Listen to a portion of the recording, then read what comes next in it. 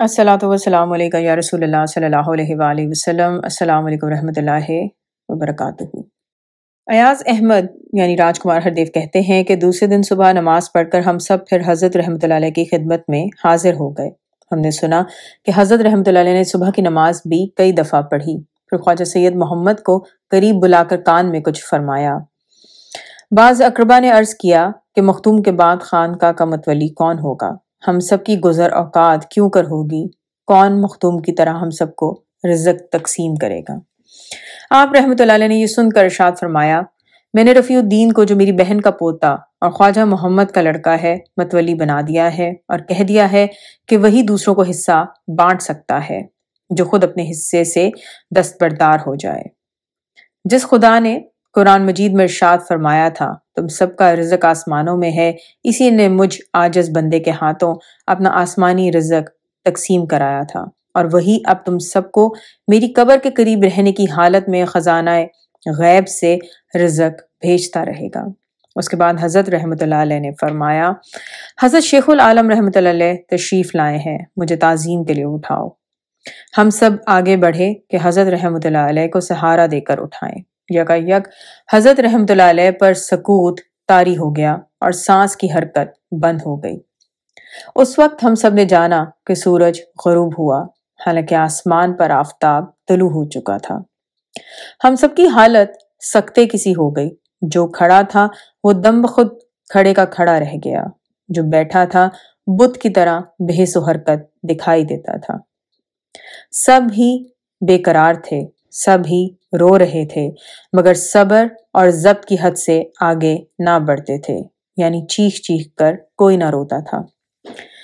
یکا یک مشہور ہوا کہ سلطان محمد تغلق آیا ہے اور حضرت شیخ رکن الدین ملتانی رحمۃ اللہ علیہ بھی آئے ہیں۔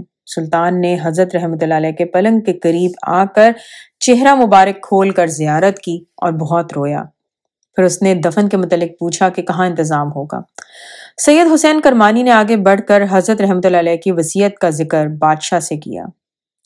حضرت رحمۃ اللہ علیہ نے یاروں کے لیے جو 9 چبوترے بنوائے ہیں، وہاں مریدین نے تالاب کے چاروں طرف عمارتیں بھی بنائی ہیں۔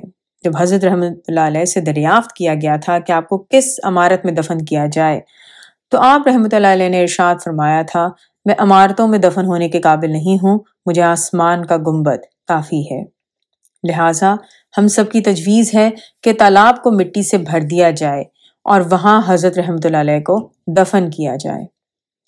بادشاہ تغلق نے اس کو پسند کیا اور اسی وقت حکم دیا کہ احمد ایاز خواجہ جہاں شاہی مزدوروں کے ذریعے فوراً انتظام کرے۔ یہ سن کر میں اسی وقت گھوڑے پر سوار ہو کر شہر گیا اور وہاں سے مزدوروں کو لایا۔ تھوڑی دیر میں تالاب بھر دیا گیا اور وہاں لحد تیار ہو گئی۔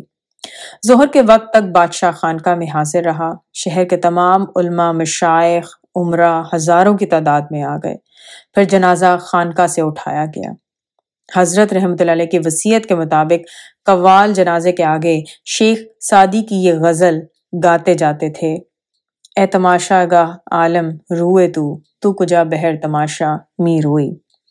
میں نے دیکھا کہ مخالف علماء اور مشائخ بھی جنازے کے ساتھ تھے اور سب رو رہے تھے۔ جو قوالی کے خلاف تھے وہ بھی جنازے کے ساتھ سماع سنتے ہوئے چل رہے تھے۔ بادشاہ نے بہت دور تک جنازے کو کندھا دیا۔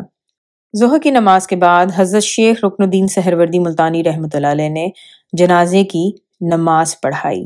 دفن کے بعد بادشاہ نے حکم دیا کہ خانقاہ کے سب درویشوں کے لیے ہماری طرف سے کھانے کا انتظام کیا جائے۔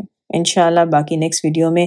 الصلاۃ والسلام علیکم یا رسول اللہ صلی اللہ علیہ وآلہ وسلم۔ السلام علیکم ورحمۃ اللہ وبرکاتہ۔